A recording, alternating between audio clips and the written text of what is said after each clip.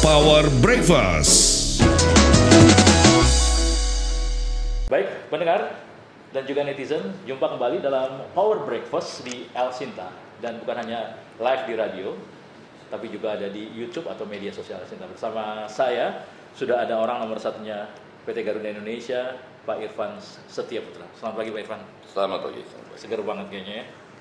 Pagi Soalnya.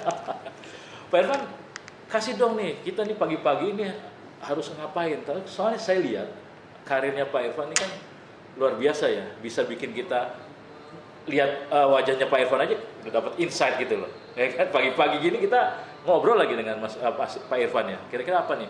Pagi mau ngapain sih kita, atau pagi Pak Irfan tuh biasanya ngapain? Jadi gini, saya ini bukan mau sombong, Yeah. bukan mau sombong, tapi ini sebuah kebiasaan yang saya lakukan sejak tahun 2000. Yeah. 2000 ketika pertama kali saya menjadi direktur di sebuah perusahaan di bawah grup Lipo ya. Yeah. Kenapa saya katakan ini jadi sebuah kebiasaan? Karena kebetulan saya punya coach yang memberitahu saya bagaimana bukan bekerja ini sekarang, tapi bersikap. Nah, kalau Anda jadi direksi ini kan Anda sebenarnya pegawai kontrak. Yeah. Pegawai kontrak memang dinyatakan di RUPS itu 5 tahun, tapi kan kita selalu ada kalimat di dalam RUPS yang tidak menghilangkan hak pemilik untuk berhentikan kapan saja. Jadi hitungan saya pada waktu itu kita pegawai kontrak harian. Ya kan? Jadi seperti teman-teman yang banyak lah di Republik ini gitu kan. Jadi kita nih pegawai kontrak harian. Jadi setiap kali berangkat ke kantor, yang ada di kepala saya itu cuma satu, hari ini saya dipecat nggak ya? Oh gitu. Artinya ketika mempositioningkan diri itu do the best gitu ya, atau gimana Mas? Jadi gini, balik lagi pertanyaannya, sehari ini saya dipecat apa enggak? Betul. Kebetulan saya banyak beberapa perusahaan gitu, jadi memang jawabannya berbeda-beda. Tetapi in general jawabannya sebenarnya satu, adalah apa yang pemilik perusahaan, kalau di BUMN apa yang Kementerian BUMN inginkan dari saya. So yang pertama adalah do your best in that area yang diminta. Yang kedua, jangan beri alasan kepada pemegang saham untuk memecat saya. Bisa banyak alasan kan ya. Yeah. Salah satu alasannya muka menyebalkan gitu, dipanggil menyebalkan gitu, atau dipanggil telat datang. Betul. Gitu kan. Karena kan banyak orang yang soal disiplin waktu tuh very critical gitu kan. Tapi jawabannya bisa banyak sih ya. Tergantung situasi juga. Kalau dalam kondisi normal waktu muda-muda itu jawabannya berbeda. Oh, kerja keras pulang sampai malam gitu kan. Lembur terus. Tapi waktu di Garuda ini mungkin bukan saya yang dipecat, perusahaan yang bangkrut gitu kan. Jadi nggak dipecat, tapi saya juga kehilangan pekerjaan gitu kan. Tapi ada masa-masa di mana pada pagi hari saya berangkat ini mungkin this is the day yang kemudian saya akan menyatakan saya berhenti di perusahaan ini. Gitu. Jadi itu yang mendasari setiap hari kerja. Termasuk Sabtu Minggu tapi. Iya. Sabtu Minggu juga? Ya kalau kita dipecat siapa kan? Kalau direksi itu kan nggak ada jam kerja. Iya. Termasuk Sabtu Minggu kan ya. Jadi walaupun ada semua ya. dari terima telepon misalnya. Kalau seperti di Garuda kan kita 7 hari operasinya. Jadi nggak bisa saya mengatakan sama tim Sabtu Minggu jangan diganggu ya. Oh gitu. Nggak bisa. Ya itulah direksi. Itulah direksi. Hadis juga ya. Jadi on call 24 hour 24 jam, seminggu 7 hari. Seminggu 7 hari. Standby terus. Standby. Dan ketika mentalnya kita mau bekerja, gue bakal dipecat. Jadi do the best gitu ya. To this area begitu ya. Asik juga nih. Simple ya. Cuman ngelakuinnya susah. Oh ya pertama-tama si deg-degan juga gitu kan.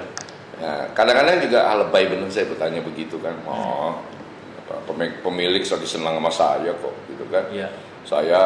Kerja saya berapa bulan kayak ini tahun lalu bagus banget kok, nggak mungkin dipecat. Tapi ini yang kemudian complaints kayak begini yang jadi berbahaya kan. Iya. Jadi memang kebetulan saya jadi direktur itu mau 36, jadi dirut mau 38. Jadi mungkin agak berbeda dengan teman-teman yang karirnya dari bawah atau semua 52, 53 jadi dirut, direktur gitu kan di satu perusahaan yang sama. Biasanya kalau orang begitu udah sampai pada titik itu kan, ini waktunya saya menikmati hidup. Setelah puluhan tahun bekerja keras untuk bisa menempati posisi ini. Ya salah satu yang terjadi sama saya nggak pernah punya statement, ini waktu saya menikmati hidup. Ya karena tiap pagi nanya, hari ini saya dipecat apa enggak gitu. Yang ada suruh benerin BUMN caur ya. Ya, itu kan bagian dari Takdir ya. Mas Irfan, saya panggil Mas oke ya? Ya. Biar kelihatan muda nih. Tapi boleh Pak juga, Pak atau Mas nih kita panggilnya nih. Mas, nama juga boleh. Mas Irfan. Ya. Mas Irfan, kemarin kan COVID tuh ya. Ini kan dahsyat banget ya. Kalau kita lihat semua industri luar biasa ya.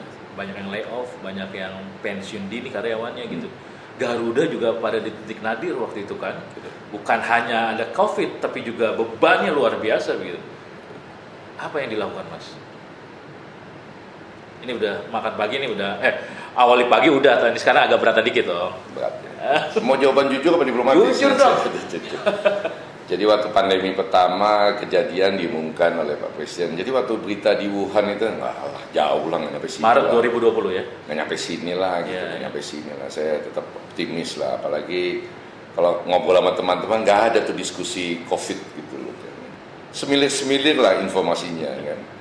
Tapi begitu kita menyatakan nggak boleh terbang, diminta oleh pemerintah nggak boleh terbang ke Cina, terus kemudian beberapa waktu kemudian Pak Presiden menyatakan kita status pandemi, itu cukup serius impactnya ke kita gitu. Kenapa? Karena fundamental daripada operasional atau industri ini kan mobilisasi. Betul.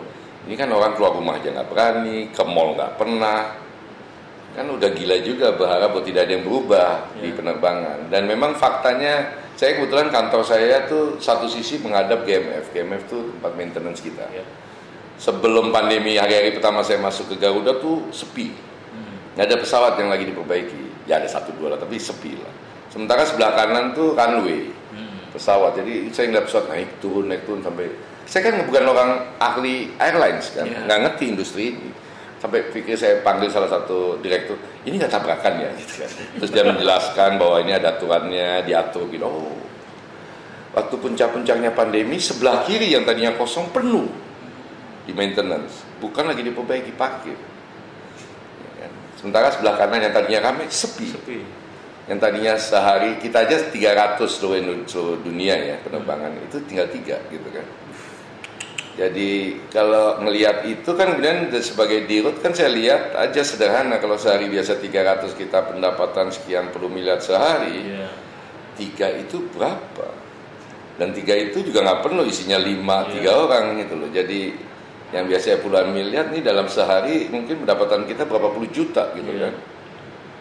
Mulai deg-degan tuh. Apalagi saya nggak ngerti industri ini kan, saya kan baru masuk di Januari kan. Januari ya, pengalaman saya sebelumnya kan di industri telekomunikasi, IT, di tambang, sempat di bank, gitu. Nggak pernah di airline. Pengalaman saya di airline itu cuma sebagai penumpang. Walaupun saya beruntung karena saya pada waktu mau 3 bulan udah terbang karena kebetulan ayah saya bekerja di Departemen Luar Negeri, ada penugasan pada waktu itu ke Turki. Jadi 3 bulan tahun 65 gitu udah terbang. Dan habis itu terbang terus gitu. Jadi saya bisa bergagah, bisa cukup jumawa di depan teman-teman di Garuda. Saya lebih sering terbang daripada Anda. Anda kan terbang baru setelah masuk Garuda kan. Gitu kan.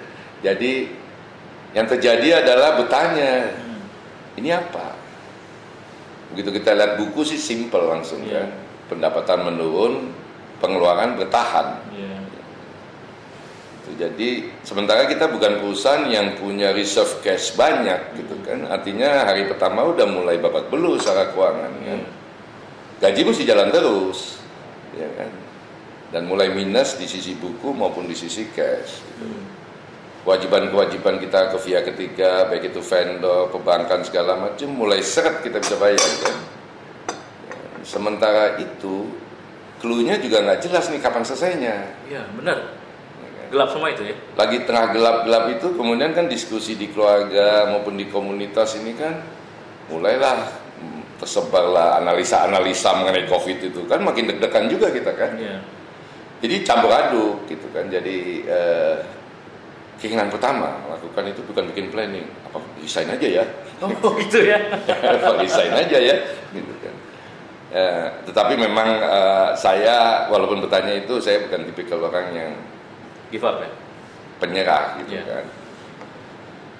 Tapi dia juga bingung juga ngadepin apa. Gimana kan nggak ada literatur waktu itu ya? Mau belajar dari buku yang mana gitu kan? Ya, jadi saya Apa yang mencoba dilakukan? mempelajari bagaimana menangani krisis sejenis ini yang nggak ketemu-ketemu bukunya atau artikelnya, sambil mempelajari bagaimana mengelola sebuah industri penerbangan seperti Garuda kan. Ini campur baur kan. Ya. Ya tentu saja cara yang paling enak, kebetulan saya bersyukur bahwa punya banyak teman gitu kan. Banyak teman yang hebat-hebat lah gitu kan. Ya saya kebetulan ngumpulin 3 orang hebat, CEO hebat lah di Republik ini. Ya. Kalau itu di majalah-majalah ada, mungkin juga pernah Anda undang gitu loh kan.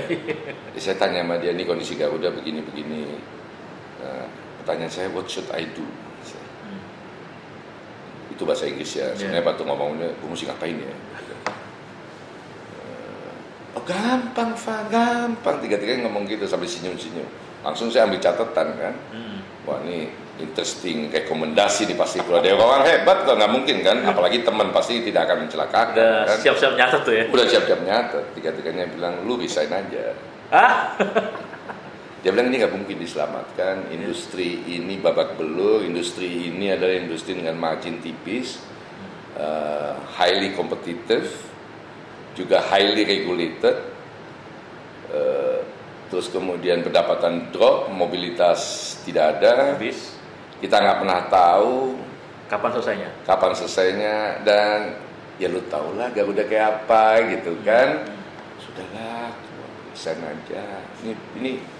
Ini udah pasti nggak bisa diselamatkan lah. Ya saya antara tercengang, menyetujui, tapi juga wah nggak ada solusi berarti kan. Dan memang hari itu di kepala saya nggak ada solusi. Jadi keinginan untuk menyetujui usulan teman-teman itu makin membara gitu kan. Ya kan, makin membara.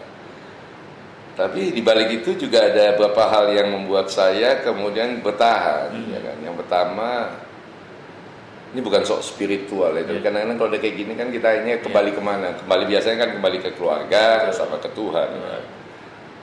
Saya nggak mau menyatakan kalau lagi senang saya lupa Tuhan juga ya, tapi saya mau mengatakan bahwa Baru mau tanya tuh. mau mengatakan bahwa jangan dibayangkan saya so ini ustadz ini segala macam. Tapi statement yang keluar dan terus menerus keluar selama 2,5 tahun nanganin Garuda dalam kondisi berat itu adalah, kan katanya cobaan hanya akan diberikan sama orang yang mampu melewatinya. Wah, nggak mungkin dong mundur kan? Iya, betul. Yang kedua, Gusti Allah pasti punya alasan kenapa saya di sini. Bukan orang-orang hebat itu yang kenal. Terus dulu kan ada nama waktu mau masuk Garuda itu ditanya ke publik siapa yang pantas jadi dirut Garuda, muncullah Pak Yona, gitu, muncullah Bu Susi. Pasti ada alasan kenapa Irfan yang di sini bukan mereka gitu kan. Walaupun saya waktu itu juga nggak tahu alasannya apa gitu kan. Saya bertanya sama Tuhan tapi nggak dapat jawaban gitu kan. Ya kan? Tapi memang buat saya dari dulu saya memang nggak pernah mau nyerah gitu kan. Ini challenge banget ya. Banget. Kalau hari ini ditanya flashback itu kayak sebuah pengalaman. Dulu waktu saya kuliah tuh di Ospek ya. Oh dia. Di Ospek ya. Itu kalau hari ini cerita sama teman-teman cerita lucu-lucu. Tapi kalau disuruh ngulang nggak mau. Gitu kan. Sama dengan yang sekarang gitu loh. Tapi berarti gini ya Mas Irfan, itu kan belum ada literatur, kita masih gelap juga ya. Tiba-tiba kita ada di posisi itu. Nah, gimana ngambil keputusan ya? Apakah ada informasi dikit langsung ngambil keputusan? Sedikit langsung ngambil keputusan dan trial and error itu gimana tuh dulu tuh? Ya jadi yang saya minta sama diri saya sama tim ini, kebetulan kita berhasil dalam seminggu 2 minggu pada waktu ditunjuk itu saya dan teman-teman berhasil memastikan bahwa kita satu suara lah, kita kompak lah, walaupun baru kenal lah gitu kan ya. Saya selalu menyatakan bahwa jangan ada dusta lah di antara kita gitu kan ya. Yang kedua, saya memang menyatakan sama teman-teman direksi yang pada itu, saya cuma kenal 2-3 di antara 8 orang pada waktu itu. Saya bilang guys, nggak apa-apa kita berantem selama kita jadi direksi. Cuma asal Anda tahu aja, saya dirut. Ya, gue bisa ngapain aja gitu kan? Yang pertama itu. Yang kedua, yang saya inginkan adalah kalau kita semua selesai jadi direksi Garuda, kita berteman. Dalam lah pesan saya. Jadi kalau dia mau ribut mulai coba-coba di dalam perjalanan mulai ini, kau nggak mau berteman sama gue ya, kita kan Siap. Jadi ya kita omongin, kalau Anda keberatan sama saya silakan ngomong. Kalau Anda pengen jadi dirut gantiin saya, mari kita omongin. Saya nggak akan ada di sini seumur hidup gitu kan. Kebetulan kita berhasil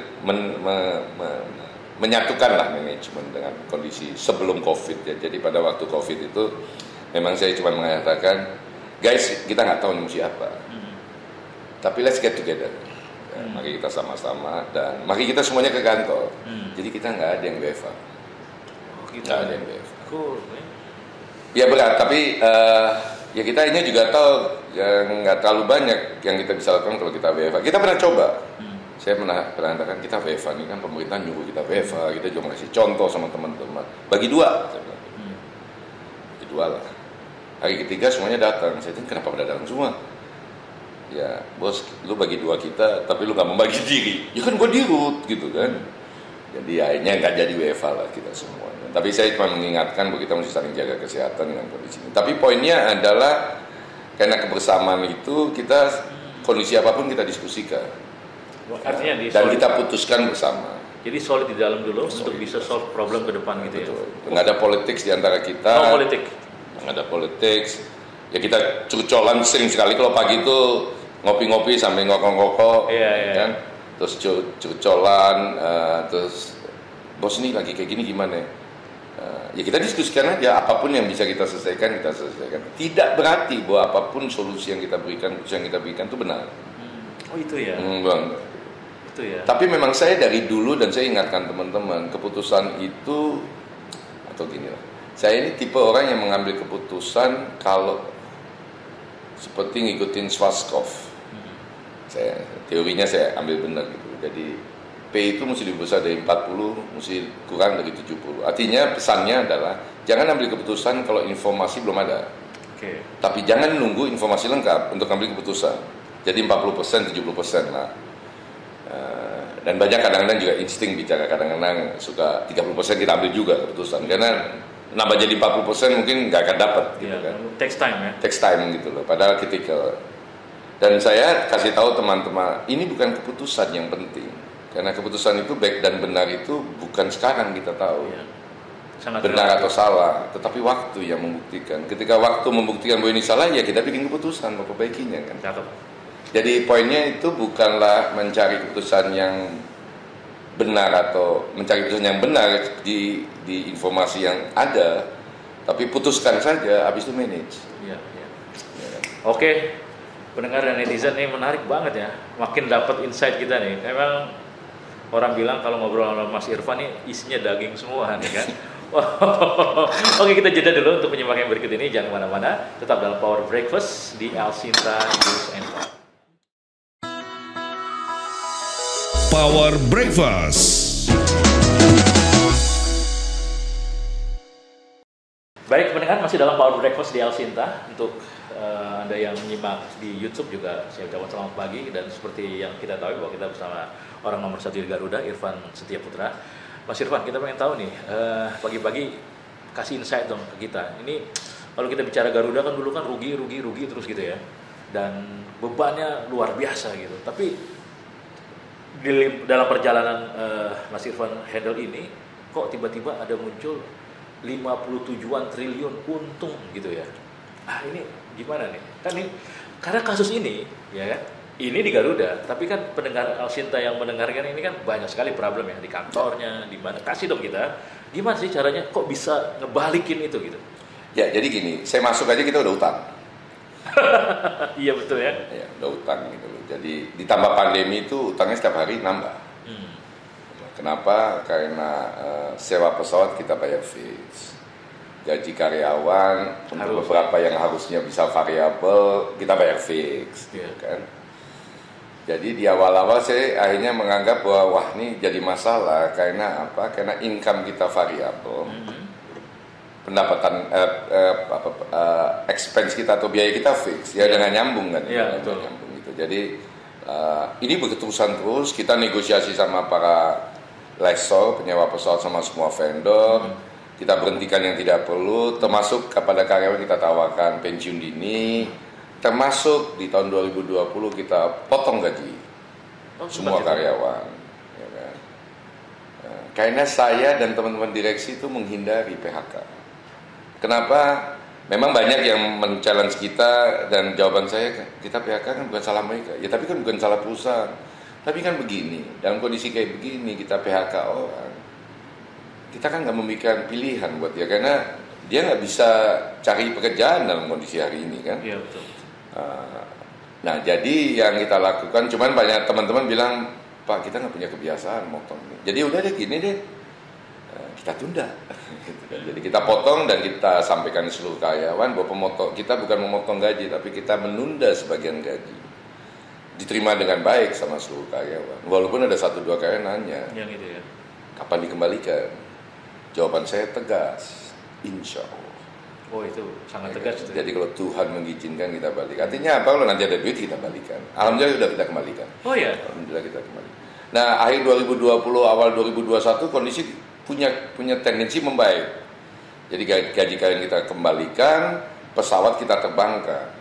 Muncul Delta. Betul. Muncul PPKM. Jadi 2021 lebih parah kondisinya dibandingkan 2020. Kenapa? Karena 2020 satu semester masih lumayan kan. Ya.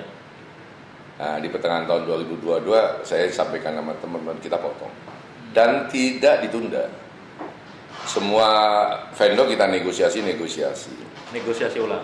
Negosiasi ulang. Ya. Negosiasi kita janji dibayar begini-begini. Sudah jalan kita nggak bayar, kita negosiasi lagi gitu kan.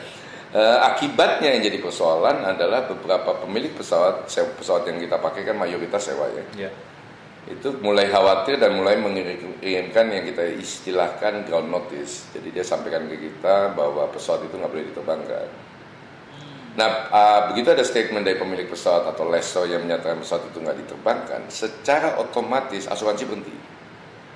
Artinya nggak ada pilot juga yang berani nerbangkan, nggak ada yang berani yelan gitu ya. Coba ini terbang kan dia nggak tahu jauh lagi di Dublin atau di Dubai gitu, ngapain sih dia tahu gitu kan. Tapi nggak ada yang bisa nerbangkan karena pada saat itu asuransi berhenti. Dan kalau kita bawa penumpang kita zolim sekali, riskan sekali itu kan. Nah yang jadi problem, utangnya menumpuk, alat produksi kita menurun karena permintaan ground notice itu makin berkelanjutan gitu. Sampai di akhir bulan 2021 ini udah pada sampai titik yang kami sendiri udah khawatir pesawat tinggal 33an yang boleh terbang. Hutang makin membesar. Jadi ketika satu perusahaan memasukkan kita di PKPU, saya menyatakan ke pemegang saham, sebaiknya kita ngambil jalur ini kan, jalur penyelesaian restrukturisasi hutang secara out of the court di luar pengadilan itu bisa nggak selesai. Yang kedua, kreditur kita ada 800-an, dalam negeri maupun luar negeri, kecil sampai triliunan. Salah satu yang besar itu Pertamina. Pada waktu itu utang kita udah pada level 9 triliun sama Pertamina. Dan kalau kita selesaikan di luar pengadilan, yang terjadi adalah yang 33 ini turun terus sampai satu hari nol. Jadi mungkin bisa jadi saya datang ke kantor, semuanya normal, semua pilot, awak kabin, karyawan biasa masuk, tapi kita nggak ada pesawat yang bisa kita terbangkan. So itu bukan lagi technically bankrupt, it's desperately bankrupt gitu kan. Jadi pada waktu kita akhirnya menyetujui masuk PKPU, itu ada syarat di dalam PKPU bahwa nggak ada yang boleh menggroundedkan pesawat kita. Jadi kita pada posisi 33 gitu. Jadi kita bisa planning lebih mudah dan kita nggak perlu bayar utang. Cuman begitu kita masuk PKPU, kalau kita nggak bisa selesaikan selama 270 hari, di hari ke-271 kita bangkrut. Jadi selama proses PKPU itu yang paling penting adalah kita mengajukan proposal ke semua kreditur bagaimana kita menangani hutang ini. Hutang kita tuh 140T masuk ke PKPU. Jadi sangat menantang mengajukan proposal. Kita hire konsultan hebat lah di dunia ini. Dan pada waktu mereka membuat proposal, mempresentasikan ke saya, yang pertama tingkat kecerdasan saya belum nyampe kayak begituan. Jadi saya minta waktu 2 hari mempelajari. Merendah aja nih kayaknya ya. Padahal kan decision itu penting banget ya. Dan udah tahu jawabannya kali ya? Enggak, sebenarnya enggak masuk akal saya bahwa kemudian proposal yang harus kita ajukan kepada kreditur itu pada dasarnya recovery 20 sen. Recovery 20 sen itu artinya hutangnya kita potong 80%. Atau diperpanjang 20 tahun. Ya kan saya pada waktu itu kan mesti menguatkan hati, kenapa ini gitu kan? Ini kan sebuah proposal yang brutal. Dalam bahasa pergaulan brutal, dalam bahasa agama zolim. Zolim, udah ngutang, nggak bayar, terus ngasih tahu tak potong ya, gitu kan? Ya begitu saya pelajari, saya dalami, itu saya tanya sama mereka, siapa yang menyampaikan ini ke itu? Anda Pak Irfan. Saya bilang, why me? Jadi bad boy dong ya. Kan Anda dirut perusahaan yang berhutang. Ya kan saya bayar Anda mahal. Tapi berdebat, ya memang harus saya ini yang ngomong. Jadi ya, dengan berat hati saya sampaikan. Nah ini saya ingin menyampaikan kepada teman-teman sekalian, saya ini nggak dididik untuk ngemplang utang. Jadi keluarga kami itu, didikan keluarga kami itu nggak boleh berhutang. Tapi kalaupun berhutang tahu diri, harus bayar. Jangan sampai ditagih. Makanya kalau kredit card saya jatuh tempo tanggal 25, tanggal 20 saya bayar. Karena begitu tanggal 25, saya kan ditelepon pasti. Itu udah ditagih namanya kan. Iya betul. Gitu juga Garuda. Nah padahal di Garuda bukan yang nggak ditagih, bayar aja kan sanggup sama 2 tahun kan. Nah itu aja udah sebuah pukulan buat saya ya. Tapi kan semua orang mengerti. Tapi problemnya adalah saya mesti ngajuin proposal ini dan mesti sampaikan ke mereka. Ya jadi. Jadi gimana itu? Ya akhirnya ya dengan berat hati saya sampaikan bahwa proposalnya adalah haircut 80%. Wah itu udah gila itu. Itu yang kalau mungkin pernah dengar berita saya pengen keluar 138 kali itu ya bagian dari itu paling banyak hampir tiap hari gitu kan. Itu banyak itu di berita pengen keluar hampir lebih dari 130 kali. Gini ya ternyata ya. Gini. Saya juga dididik selain nggak boleh berhutang ini sekarang saya dididik dengan integritas. Nggak penting jadi orang kaya. Keluarga kami tidak dididik untuk kaya raya. Bukan kita juga nggak dididik untuk jadi dirut gitu nggak dididik. Tapi dididik punya integritas. Saya cuma mau kasih contoh aja. Bapak saya ngajarin kalau ada orang meludah di depan rumah, di jalanan depan pagar rumah kita, datengin, tanya kenapa meludah, menghina keluarga ya. Padahal kan mungkin dia pengen meludah aja gitu. Tapi mindset yang kita didik ini, Anda hidup dengan harga diri. Nah selama itu pada waktu saya ngaji menyampaikan itu kepada mereka kan kata-kata FU keluar semua kan. WC saya bilang nggak kepaten nih kan, kerja kok digini-giniin gitu kan. Balik lagi lah gitu mau resign masuk ke kamar, Gusti Allah pasti punya alasan gitu kan. Nah dan hanya orang yang mampu menangani persoalan itu berat benar gitu kan. Jadi ini bukan cuma soal memerah tenaga dan pikiran tapi juga hati gitu kan ya. Walaupun akhirnya secara verbal akhirnya mayoritas menerima. Saya juga kagum juga gitu. Tapi kalau Anda tanya, jadi strategi negosiasi bagaimana bisa sampai mereka menerima? Memang banyak teman-teman atau mau mulai PKPU sementara kita strategi negosiasi gimana, saya bilang lu udah gila lu. Udah nggak bayar bertahun-tahun, proposalnya dipotong 80%, lu bicara soal strategi. Tapi strategi kan di balik ini kan lalu bagaimana kita manipulasi proses negosiasi demi kita kan, demi bisa kita melakukan itu ya kepentingan kita ya. Saya bilang nggak bisa, nggak ada negosiasi, nggak ada strategi. Tell the truth and only the truth dan minta maaf. Ya, ternyata mereka menerima gitu kan ya. Jadi itu FU pertama lewat lah. Habis itu mereka tanya, Pak yang 20% dibayar cash? Enggak. Yang 20%, 2/3-nya dibayar. Saya ngutang lagi 10 tahun. Yang sepertiganya saya kasih saham. FU lagi, zolim lagi, maki-makian terjadi lagi gitu. Dan bukan nama saya ya, karena negosiasi kita semua direksi ikutan, semua teman-teman ikutan. Ya kalau udah mentok kan ujungnya ke saya juga kan. Saya sempat ngomong Bapak Wamen boleh bantu nggak? Gitu kan. Tapi sebelum dia jawab udah nggak, it's my call lah gitu kan. Akhirnya mereka terima juga. Tapi yang memang terakhir yang membuat banyak orang marah adalah negosiasi kita sewa pesawat. Jadi gini, Mas, Garuda ini jarang untung. karena harga sewa pesawat kita dibandingkan market itu 3-4 kali lebih mahal. Nggak usah nanya lah kenapa. Udah rahasia umum itu. Nggak usah nanya lah. Ya, okay. Saya juga nggak mau jawab karena saya belum lahir waktu itu. Jadi bisa ketembak kemana-mana tuh ya? Ya bukanlah, saya hormati lah keputusan pada waktu itu. Tapi fakta yang saya terima adalah 3 kali mahal. Nah kalau ini diteruskan, walaupun kita akhirnya berhasil memotong hutang yang 140 T, ini nggak ada gunanya juga. Karena kita tidak akan mampu menghasilkan keuntungan dengan harga sewa pesawat yang semahal itu.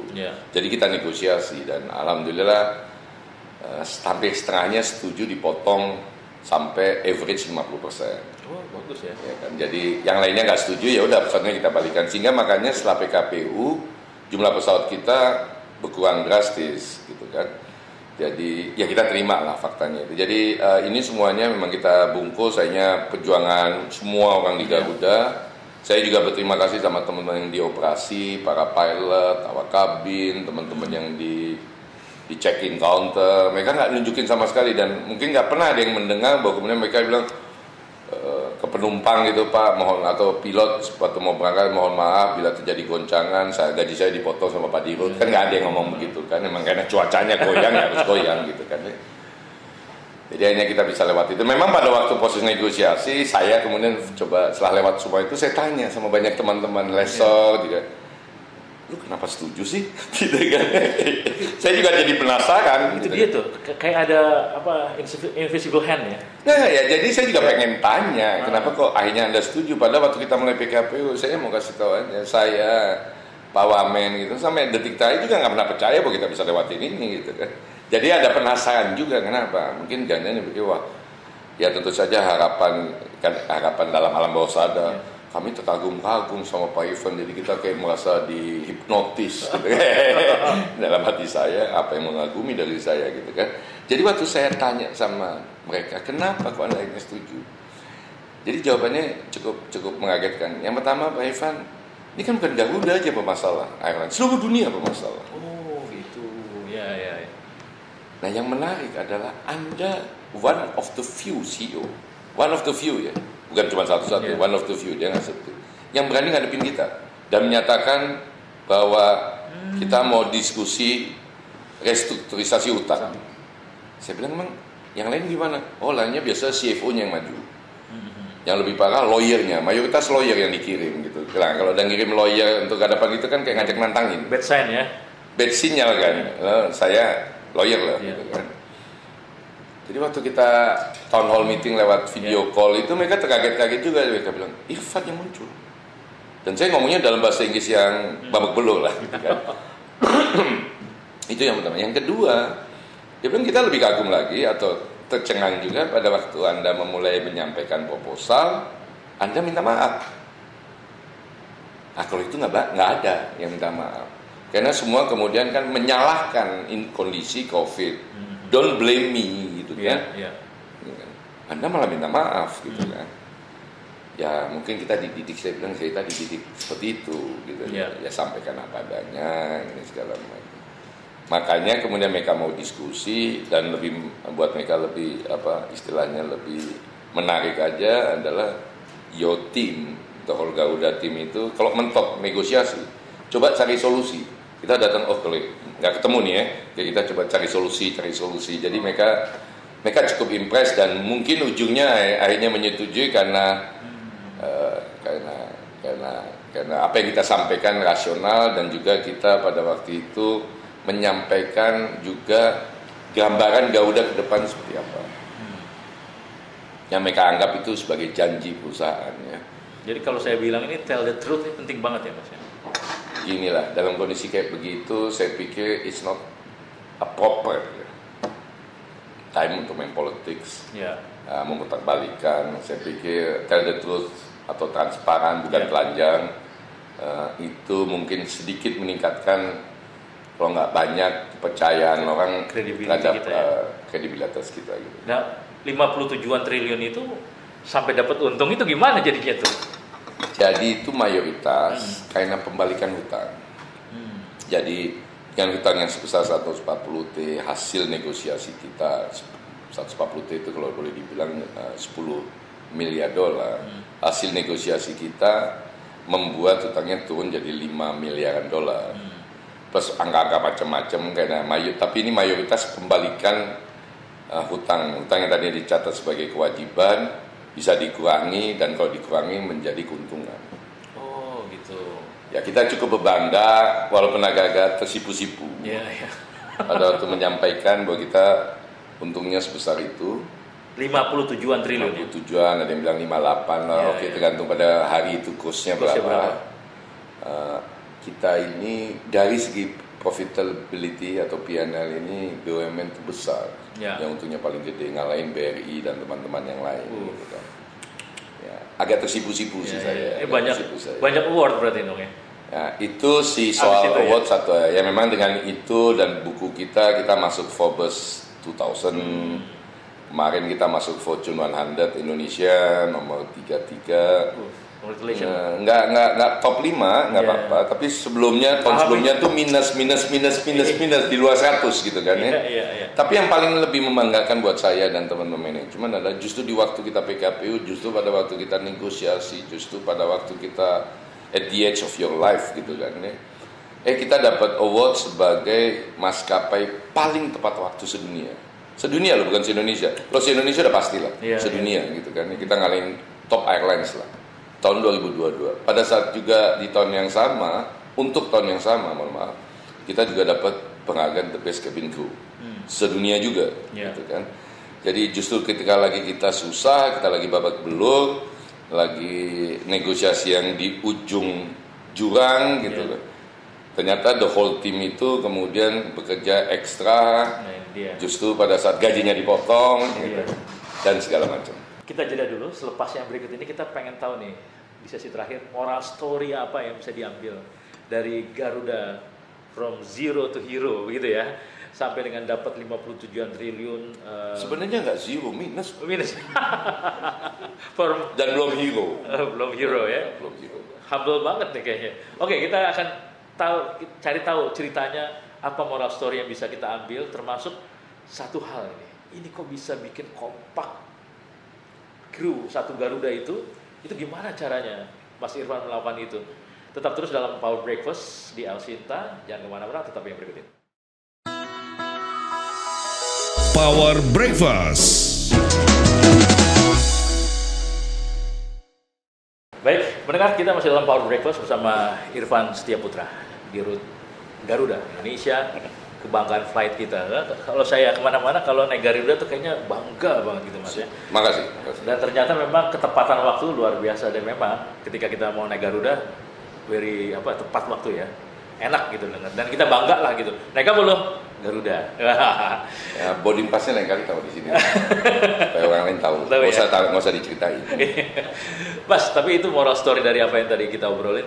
Kasih dong ke kita. Kira-kira apa sih ya yang bisa kita ambil? Termasuk juga gimana caranya bikin karyawan itu punya sense of belonging yang tinggi, memecahkan satu permasalahan yang segunung ini yang ada di Garuda. Ini kan bisa diambil oleh semua kita ya pendengar ya. Kita ada di perusahaan seperti apa, permasalahannya juga beda-beda, tapi nggak jauh beda seperti hal seperti ini, Mas Irfan.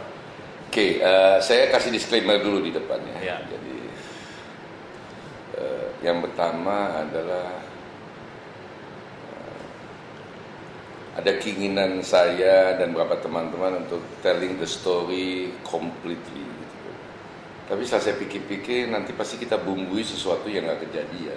Yeah. Dan mau mengatakan bahwa kita hebat.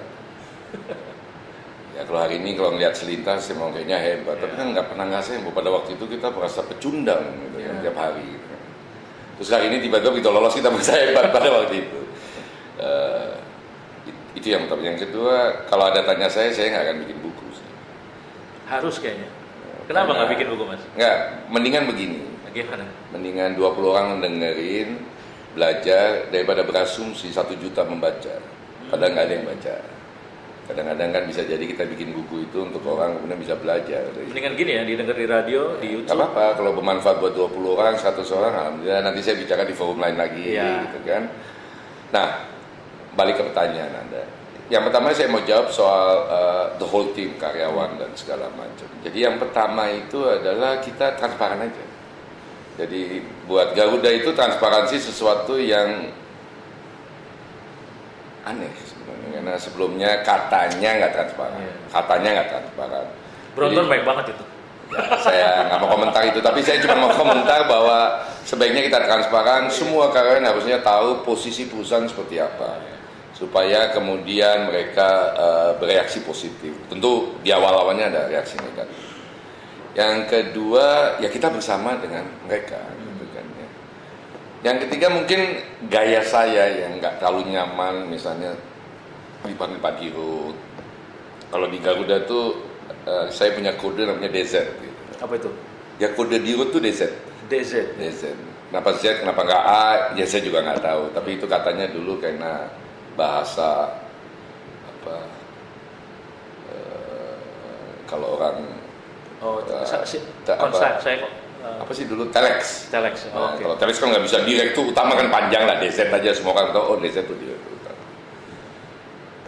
Kenapa? Karena saya tahu persis bahwa jabatan ini sementara. Memang the glory dari sebuah jabatan, apalagi di Rut BUMN, apalagi Garuda itu kan wow sekali. Kalau turun dari pesawat tuh yang nunggu puluhan orang. Persis. Rebutan pegang tas saya gitu kan. Terus manggil saya Pak Dirut gitu kan. Saya pernah di satu forum mengatakan, sorry Anda panggil saya Pak Dirut. Nanti kalau saya bunyi Anda panggil siapa? Pak Irfan. Kenapa nggak sekarang aja Pak Irfan? Yang kedua manggil Pak DZ, kode kan.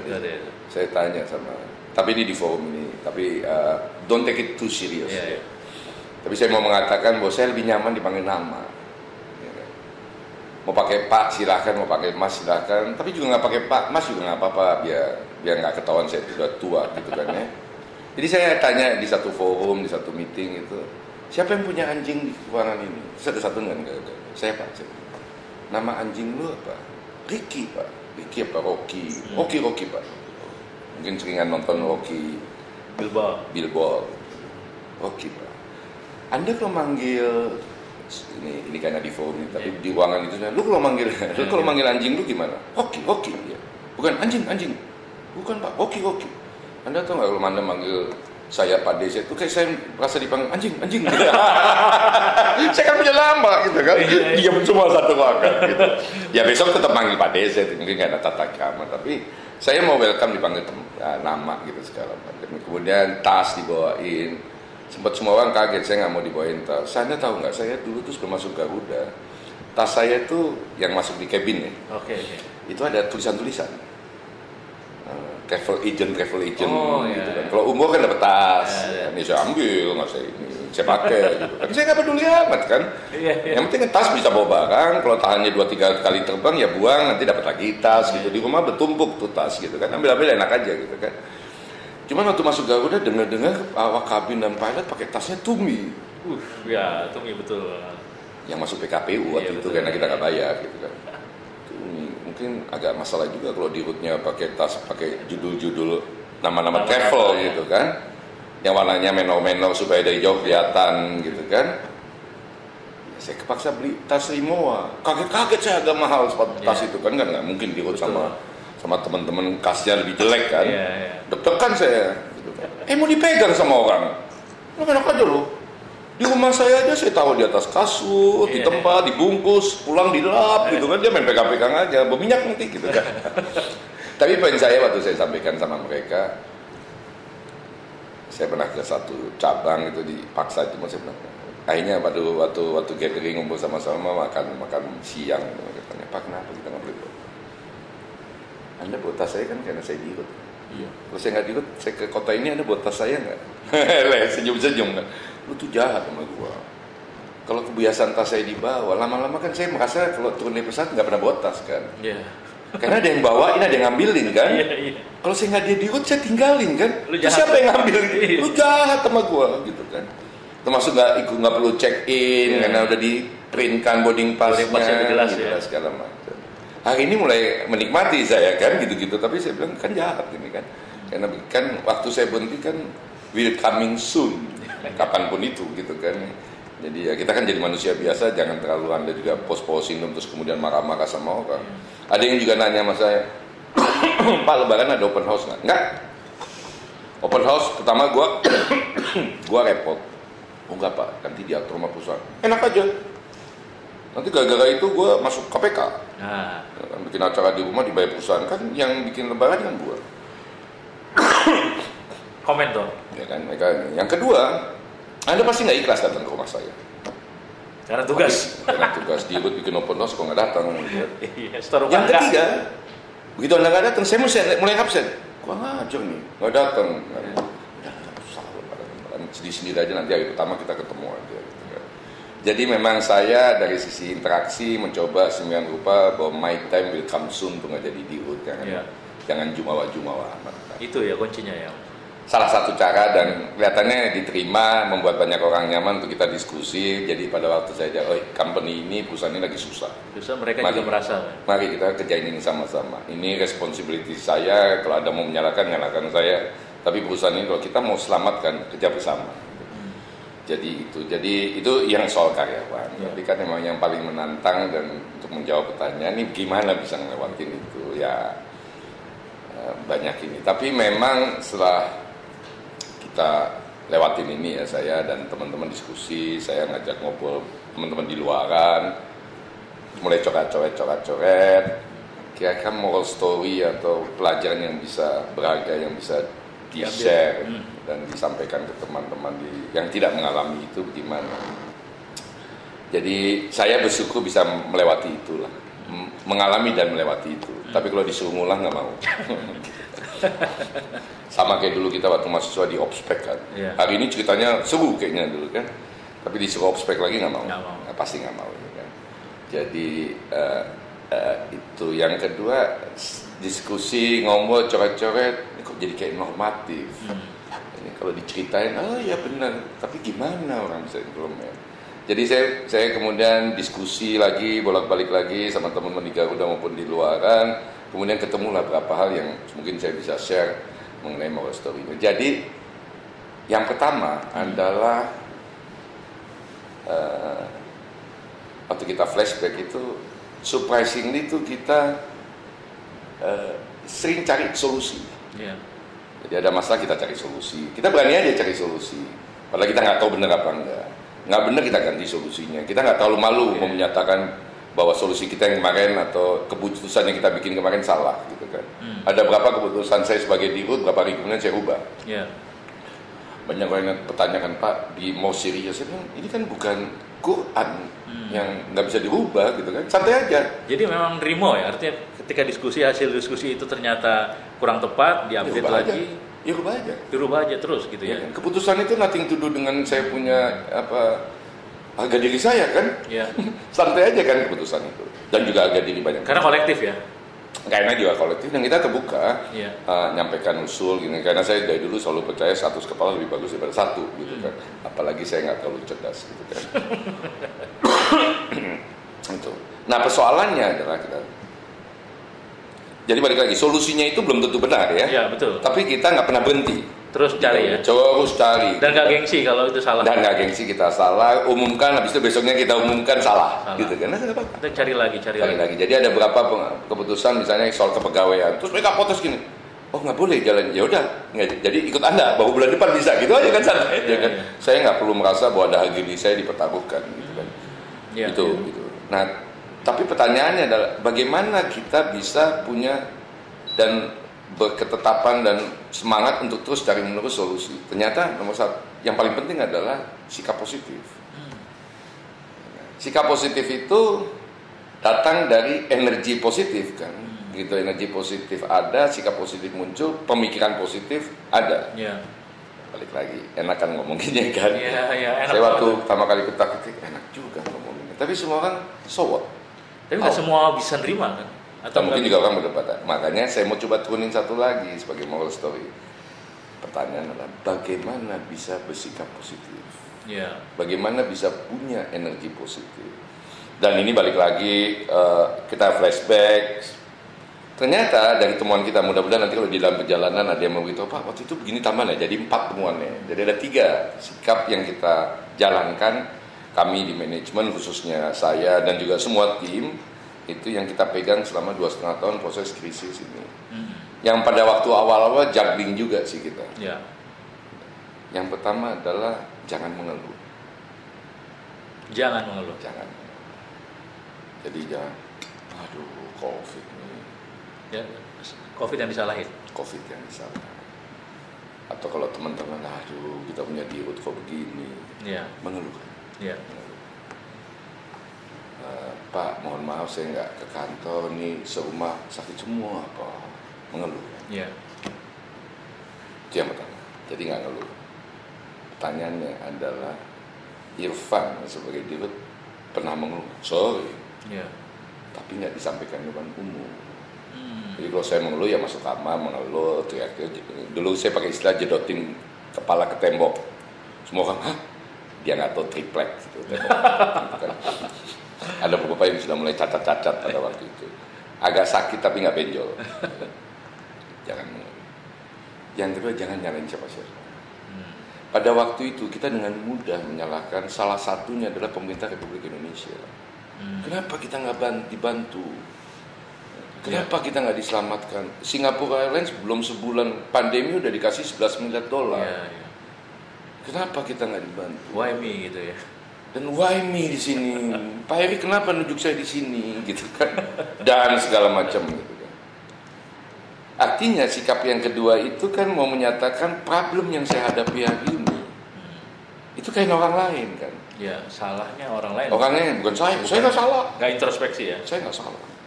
Dan termasuk di dalamnya adalah kalau misalnya kita ingat hari-hari kita dulu kuliah, sekolah, angka jelek dimarahin orang tua. Kenapa angkanya jelek? Kenapa ujian kamu angkanya jelek? Gurunya jahat. Gurunya sentimen. Nggak nyelesain masalah itu. Ya kan? Yang lebih parahnya lagi adalah gurunya bikin ujian yang dia ngajarin. Ya pasti kan sebagai orang tua pasti membela anak. Nah problemnya dengan sikap jangan mengeluh sama jangan nyalahin itu bukan sikap bangsa kita. Kita kan dari kecil diajarin atau bukan diajarin, dibiarkan mengeluh. Contohnya kalau sakit ya udah istirahat gitu ya. Kalau anak kita atau kita, aku sakit, pas sekolah dulu ya sudah istirahat. Nanti papa ngomong sama kepala sekolah sama guru kamu, anak saya sakit. Nanti papa panggil dokter ya. Padahal nggak sakit. Ya kan? Atau kayak seperti itu tadi, nyalahin guru. Ada orang tua, termasuk saya waktu anak saya ada masalah di sekolah. Gurunya siapa? Papa datengin. Udah begitu aja kan belum apa-apa. Kita malah mengendorse sikap-sikap anak-anak yang dilihat begitu kan. Oh, copycat ya. To survive in my life. Ya. Saya akan mengeluh, saya akan nyalain orang lain. Oke. Resultnya gitu ya. Resultnya kan begitu kan ujungnya kan. Juga dalam kehidupan sehari-hari gitu kan. Apalagi kemudian kita menyalahkan orang lain ke teman-teman. Contohnya waktu pacaran diputus sama pacar, kita ngomong sama teman-teman, semua teman-teman termasuk kita nyalain pacarnya. Kita nggak pernah salah kan, selalu orang lain yang salah. Nah kalau itu terus menerus dibangun ini segala macam, ya Anda nggak akan dapetin energi positif. Kalau Anda nggak punya energi positif, Anda nggak mungkin berpikir positif dan Anda nggak mungkin kasih solusi. Kalau Anda nyalain orang lain, mau cari solusi enggak? Karena buat Anda solusi ada di orang lain, bukan di saya. Karena yang salah orang lain. Kayaknya yang salah orang lain. Nah, kalau Anda terus menerus nyalain orang lain, suatu hari Anda akan nyalahin Tuhan. Masalah udah kan. Itu bahaya banget. Itu paling bahaya kan. Yang ketiga, ceria terus. Gembira. Happy terus. Kalau Anda waktu itu berada di Garuda di masa-masa itu di lantai direksi, nggak ada senyap teriak-teriak ketawa wah gitu kan sampai jam 11 malam gitu kan. Apa aja kita omongin yang membuat kita tertawa. Khususnya saya yang mesti bahagia.